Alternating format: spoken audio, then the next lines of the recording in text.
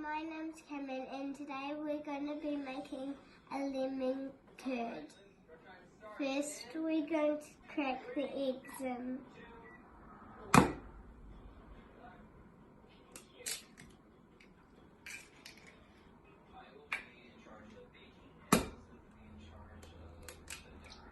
We're going to put in some egg yolk.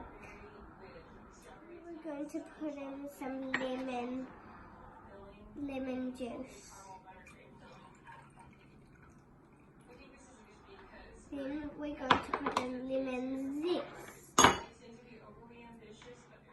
Then we're going to put in 2 whole cups of sugar.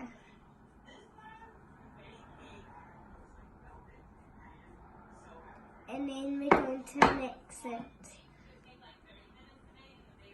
Second, we're going to pour the stuff into a pot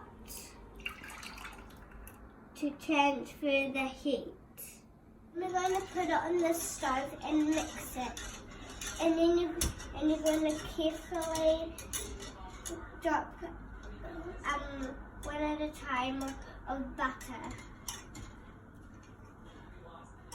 Keep mixing it at all times so it doesn't stick. Now when it's done, when it coats the back of your spoon.